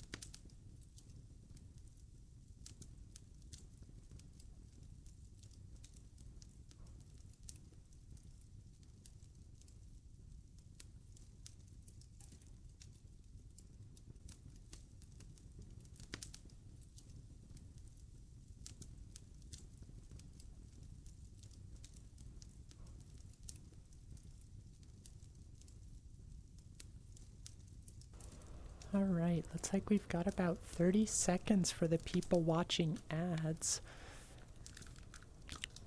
But for the rest of you, I'm back. Let me just get myself situated. I am feeling much better. It can be hard to focus on those stories while you're full up, you know? Alright, so they should be just about back now. Let's pull you all back in. Oh no. There we go. Alright. Welcome back, everyone. I hope you all took a little break as well. Got up and got some food. Oh, speaking of stretches, we need to do Derpy's stretch. Alright.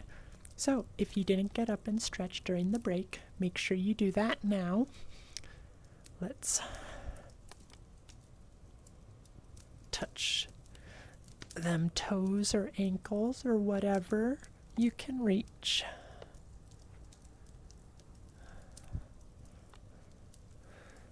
Just getting some of that blood flowing.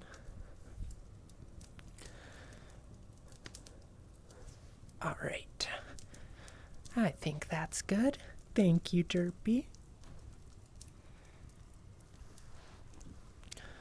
All right.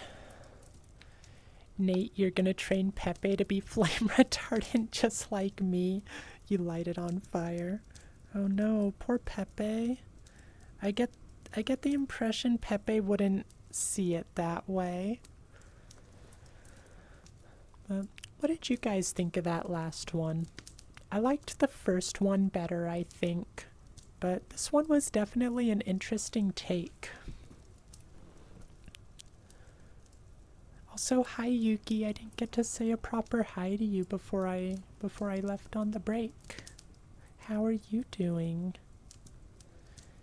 Nate, but the thing with you, you'd never let Pepe full burn, putting him out to prolong his training.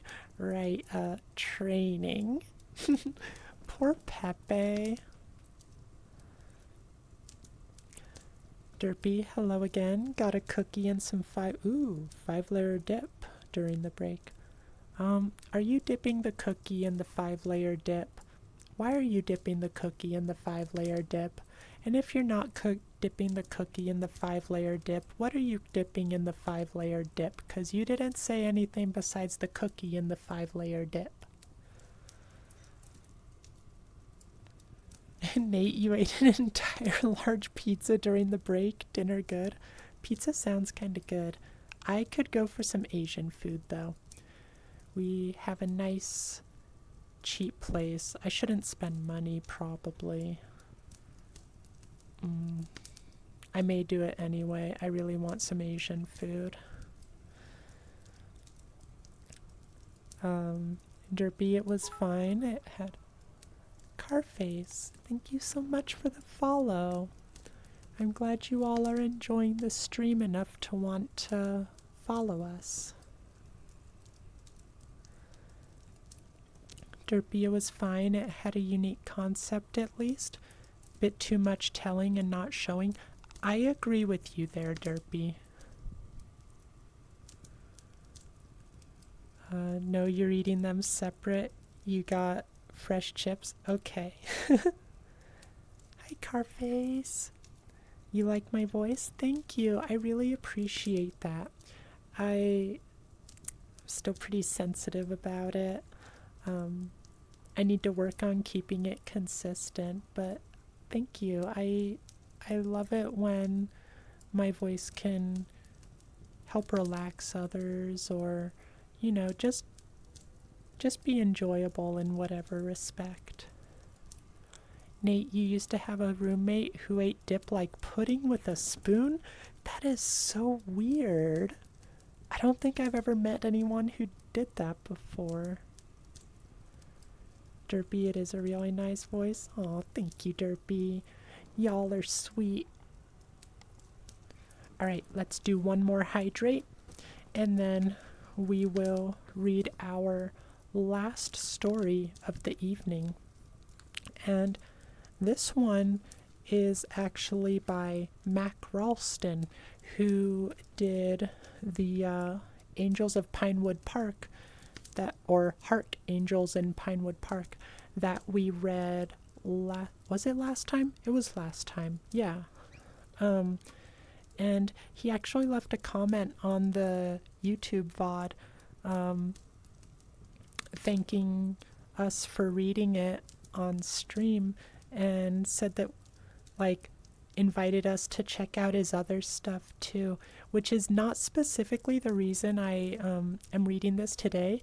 I was just looking for more Christmas creepypastas, and I happened to stumble upon him multiple times.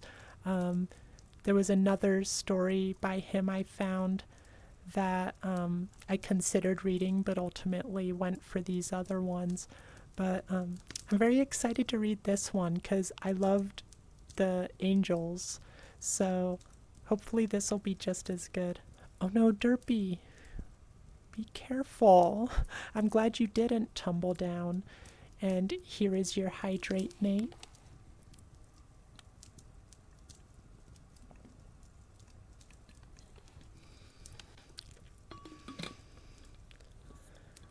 All right. Let's get going on our last story. Oh my gosh, I'm dropping my controllers all over. Cabby, it's sad that you don't understand the story well, but you're happy to listen. Well, Cabby, so I don't, obviously it doesn't work while we're doing the stream, but when I do the VODs, I like to leave a link to the story. So if you wanted to go back and reread them, you could always go there and try using translate on the page to to be able to read it yourself.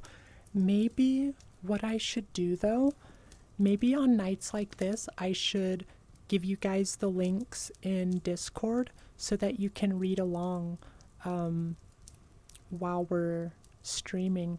That might be a good idea. I'll have to try to remember that for next time. Yeah, you like that, Yuki? I remember I think it was Nate at the very beginning when we started doing this. I think you were reading along with them too. Nate, you do deserve to have some pride in your voice. Sounds very good, and you can also see how much you've grown over the months of you streaming. From being so shy and quiet, I needed to put my computer on max volume to hear you, to now being able to hear you at a solid 30%. What I'm trying to say is I'm proud of you for growing more comfy in your own skin. Oh, thank you, Nate. That means so much. And it's been so great going on this streaming journey with all of you. Whether you're one of the ones that has been around since the beginning, or if you just joined tonight, it's been so much fun getting to see you all and getting to know you all. I love this. I never want to stop doing this with you guys. So thank you so much for being here, and thank you, Nate, for the kind words. I really do appreciate them. Nate, you were reading along, yeah? And Derpy, you should make a Discord channel to put the links in. That way there's a kind of archive. Ooh, that's a good idea, Derpy. Okay, yeah, we might do something like that. Like the story corner or something like that. Astral cute. Thank you, Yuki. Y'all are pretty cute yourselves, you know? Ooh, can I reach that? I'm trying to use the force. We got some hot cocoa here. I can't believe I never took advantage of this. Alright. You guys too. Sip, sip, sip. Oh, sorry, it's hot. I hope you didn't burn your tongue. Alright, we're gonna set that aside for now. Derpy, 100% agree, and glad you got more confident as well. I am too. Like, A couple years ago, I never would have imagined myself being able to do this, you know? Oh no, your leg cramped, Yuki? Massage that thing. Yeah, we haven't had as much cause for the Astral Schlorp. I always forget which is Schlurp and which is Schlorp. Alright, let's read our last creepypasta. The Carolers by Mac Ralston. The following is a written account of the oral tradition of the Carolers phenomenon. There is no known region or time frame of origin in regard to this tradition. Rather, this written account will pull folklore, urban myth, and eyewitness accounts from a variety of places and times. The Carolers, sometimes referred to as the Wusslers, is a phenomenon that occurs predominantly during the month of December. However, some reports suggest that occurrences in late November and early January have also been recorded. The phenomenon appears to be supernatural in origin, and there appears to be no certain way to trigger the occurrence. However, every witness to the apparitions has had one crucial similarity. All of those who have been visited by the Carolers had recently donated clothing to a local charity or drive, with only minor exceptions. Given the seasonal timing of the occurrence, surrounding or on the Christmas holiday, the clothing in question is often wintertime outerwear, including but not limited to jackets, coats, sweaters, vests, mittens, gloves, scarves, beanies, bonnets, earmuffs, snow boots, and other assorted cold weather attire. Additionally, it should be noted that while every eyewitness of the phenomenon had recently donated such apparel, not every donor was visited by the apparitions, though it is still uncertain why this is the case. According to varying legends in the mouths of those who had allegedly seen the Carolers, the apparitions would appear sometimes after the donation had taken place, always at night and on nights where the temperature was considerably low, often snowing, and in some instances below zero. While the timing of the appearances would vary from location to location, many Caroler sightings would occur during the middle of the night, around midnight to 3 in the morning. Eyewitnesses would describe hearing a, quote, faint, nearly inaudible, unquote, sound upon waking from their slumbers. After some moments would pass, this sound would rise considerably in volume and become intelligible, though muffled. As described, the growing sound was that of either a voice or several, depending on the quantity of clothing articles donated prior. The voices were often described as, quote, angelic or, quote, otherworldly, and would reportedly be heard singing Christmas carols from outside the home. Hence, the phenomenon is referred to as the Carolers. As such, the following list catalogs every known song reportedly sung by the apparitions, although the catalog is incomplete and constantly being updated as new sightings occur and new songbooks/music sheets are discovered. Here We Come a Carolyn, Silent Night, Good King Wenceslas,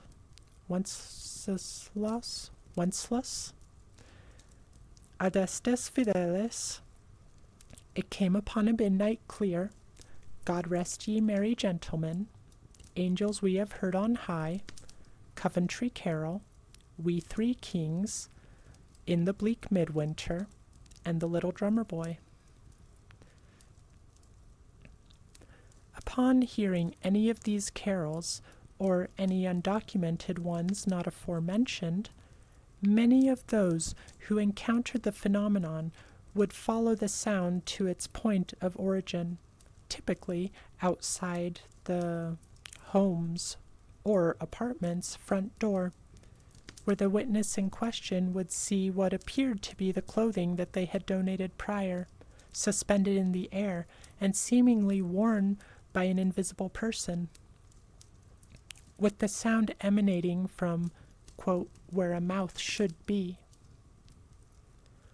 often beneath a beanie or somewhere within a hidden hooded coat. Upon the completion of the carol, these garments would then drop to the ground, and the phenomenon would end. With the exception of a large family of 8 from Nebraska, most sightings of the apparitions consisted of anywhere from 1 to 6 carolers outside the front door, with the average being 3. Due to the nature of typical clothing donations and drives, the outfits worn by the apparitions are often incomplete, with some being mere scarves 4 feet off the ground, to others, often visitors of more generous benefactors, being fully bundled with the exception of a face. Any and all appearances of the carolers' phenomenon, despite differences in attire or the amount thereof, behaved in a similar manner. The apparitions would appear, sing, and depart, with only a few rare exceptions that will be listed below. I'm going to take a quick drink of water real quick, and so we might as well catch up on some chat.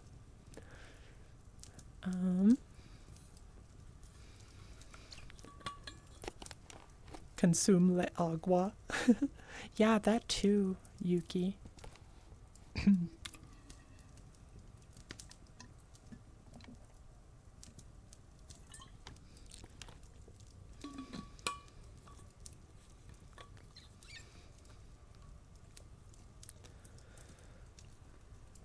Derpy, gotta be honest, I never noticed you spelled them differently. Wait, spelled what differently? Astral wear Christmas dress. I didn't give myself enough time to prepare for streams, so I couldn't adjust the avatar to have the same settings because I uploaded it as a separate one.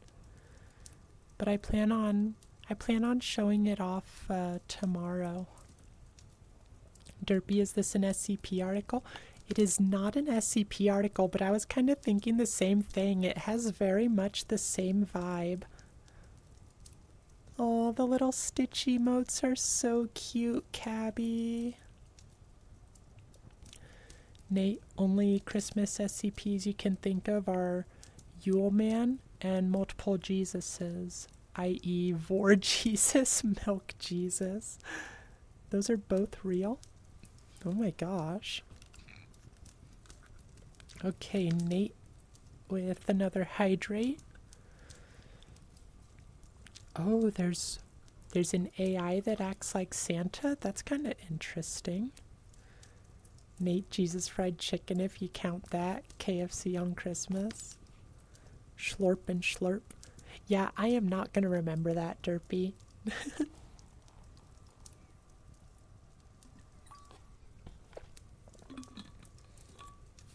Oh, that's a cute emote too, Carface. The Yule Man is infamous in SCPs. I may have heard of him before, but I don't recall him off the top of my head at least. Yeah, I'm enjoying this one so far though. I kind of wish it was a little more like the Angels one, where it was like a what's it called?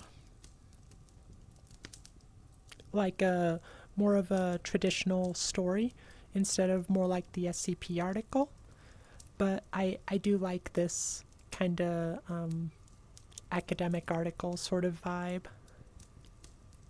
Oh my gosh, Yuki, you got a voice in VR? That's awesome. I'm happy for you. Certainly a cool concept. Yeah. Nate, still waiting for an SCP fighting game? Yeah, I think that would be kind of fun.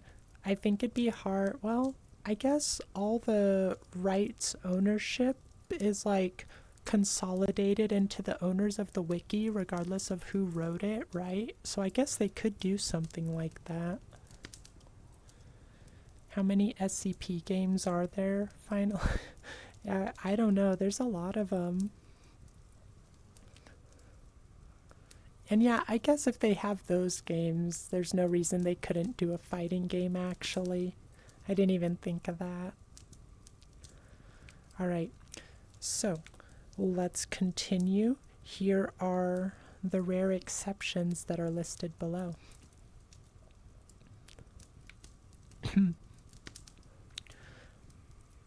Mary Thomas, a 68-year-old woman from Des Plaines, Illinois, is the only recorded individual visited by the carolers who did not report the sighting herself.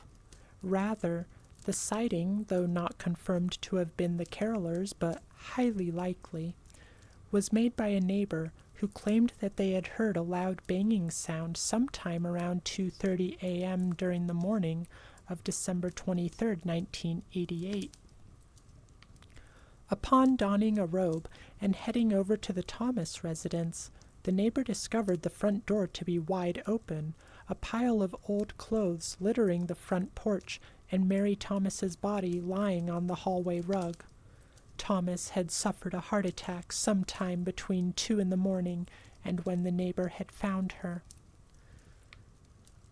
Months prior, Thomas had surgically received a stent in her heart, and because of the outpouring of donations on her behalf and her weight loss due to her health condition, decided to gift much of her old clothing to a local charity for the holidays. Much of that clothing was discovered on Thomas's front porch that very morning.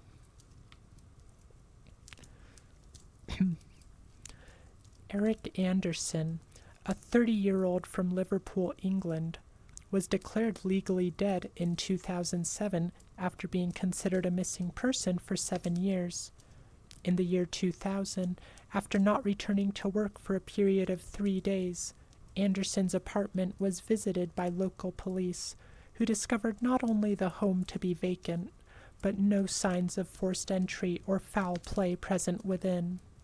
Instead, investigators were only left with an empty bed, Anderson's pajamas beneath the covers, and nothing to suggest that he had fled the premises. All of Anderson's clothes and suitcases were accounted for, and a wallet containing his ID and $600 in cash were retrieved from the nightstand. Wait, so... Okay. Break for a second. So with that one, they found Anderson's pajamas beneath the covers. So I wonder if he had maybe donated the pajamas and then somehow ended up with them again, like whether he just stole them back or if he was like, oh, I didn't mean to donate those, and then just brought them. So I wonder if that like caused whatever thing is going on to like manifest while he was wearing them, and then when the phenomenon was over, he just vanished with the entities. Because that is an odd bit there, that the pajamas were underneath the covers. I don't know. It's interesting to think about.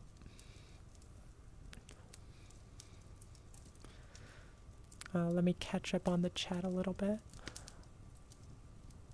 Oh, Cross Containment is an SCP fighting game, Nate? I'll have to look into it. Oh, SCP is under Creative Commons, so technically no one owns the... Yeah, that makes sense. Nate, they made 682 a puppet fighter. Okay, Derpy, so these ghost carolers... These ghost carolers steals donated clothes, then kidnaps the people that donated. So far. Okay, well, it seems like the phenomenon, like at its base level, it seems like they just show up. See, I don't know. I don't get the impression it's malicious, but I don't know. What if it's like the clothes themselves, like missing their former owners and wanting to, like, I don't know, some sort of show of gratitude. I feel like it's not malicious, the phenomenon. Let's read more though, maybe it'll tell us more. Selling your soul on accident when trying to donate it. Oh dear.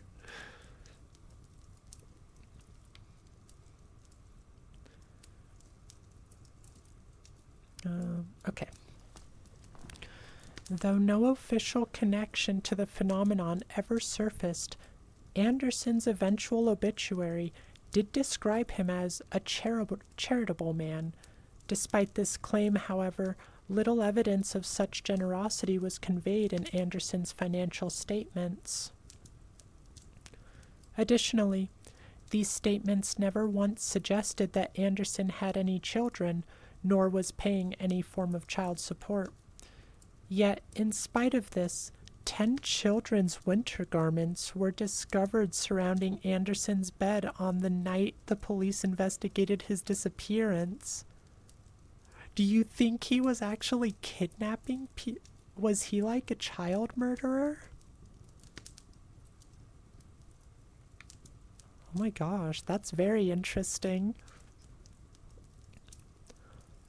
One of the earliest documented cases of the phenomenon, occurring during a midnight mass at the Basilica of St. Luke in North Bay, Ontario, on Christmas Eve, 1895, describes a candlelit service that ended with a choral rendition. Is it choral or chorale? It doesn't have an E at the end, so I guess it's choral rendition of Silent Night.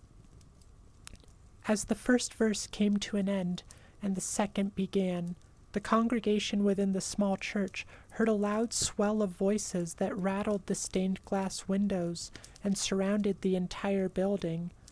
Many of those within ceased their singing, but according to a letter written from the basilica to a neighboring one, quote, the heavenly hosts continued in their praises until the final word was uttered. End quote. When the voices had finished the song, many of the congregants and attendants, led by candlelight, made their way outside and into the snowstorm that awaited them. Even those too fearful to trek beyond the warmth of the building rejoiced as the arms of their brothers and sisters in Christ carried bundles of blankets, hand-knitted sweaters, and other gifts from the Lord into the sanctuary.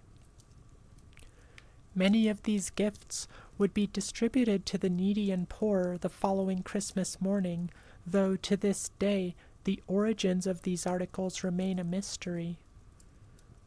Many paranormal investigators and some religious scholars have concluded that if the claims of the phenomenon should be considered truthful, the carolers are mere harbingers who, rather than offer warnings for the future, offer gratitude for the past. However, others, far more skeptical of purely good-willed beings of Yule, suggest that the carolers, if they exist at all, may also serve as vengeful Christmas-time spirits.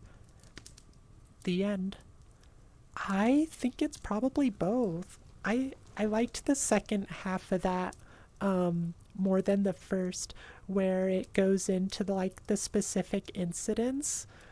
I liked that it gave just enough to kind of get you thinking.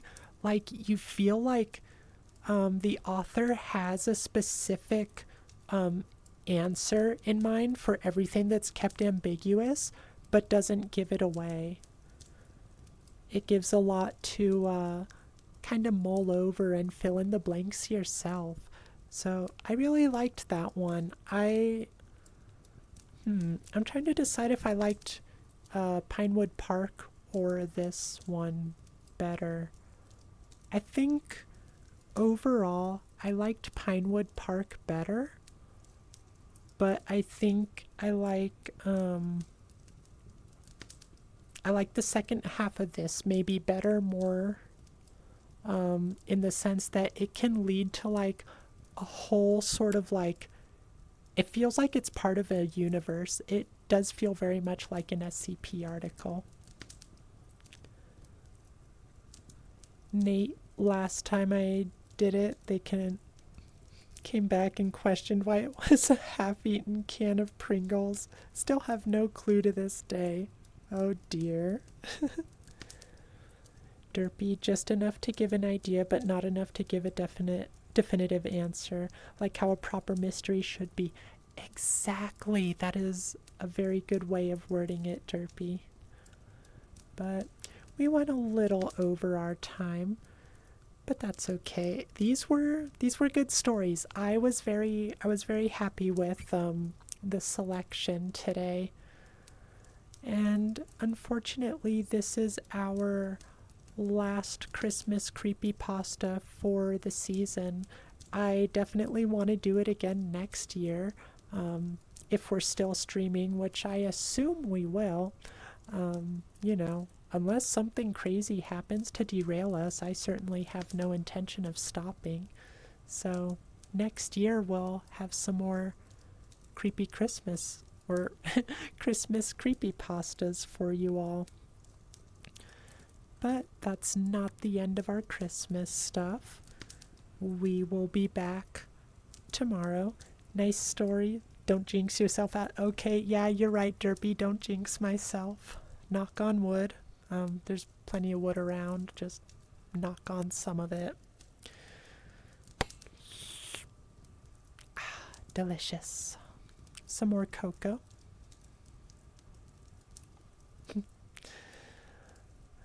Cabby, you liked the stories, at least what you could make out. I'm glad. Aw, do you like it, Yuki? Is it good hot chocolate? But yeah, I really enjoyed doing the Christmas and winter creepypastas. It's been a lot of fun, and I really like this venue, even though you don't see the fireplace, because it's, oh, I need to, because it's, you know, right over there. It's still a very cozy, good venue for it. I do miss our usual spot, so I'm looking forward to getting back to it, though. You punched your wood bed frame.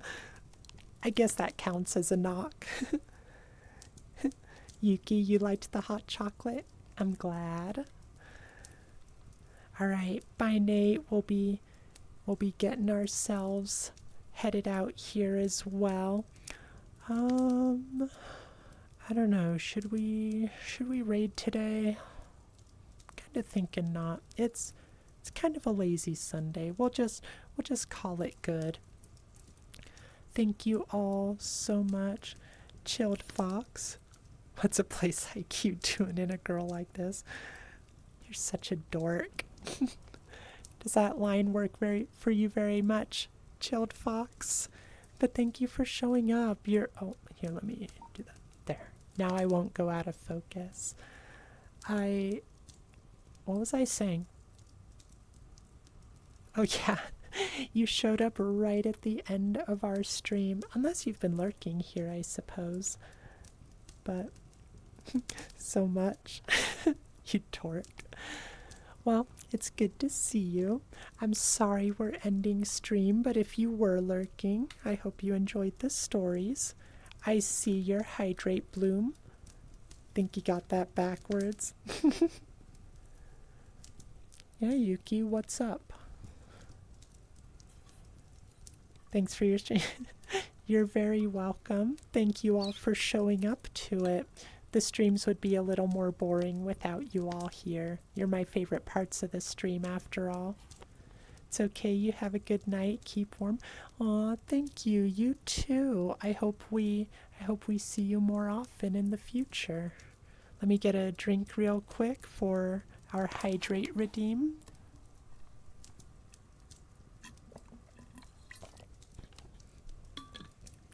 Very happy to be friends with y'all. Oh, that's so sweet. And I hope I see you all tomorrow. Tomorrow will be the last stream before Christmas time because I will not be streaming on Tuesday or Wednesday.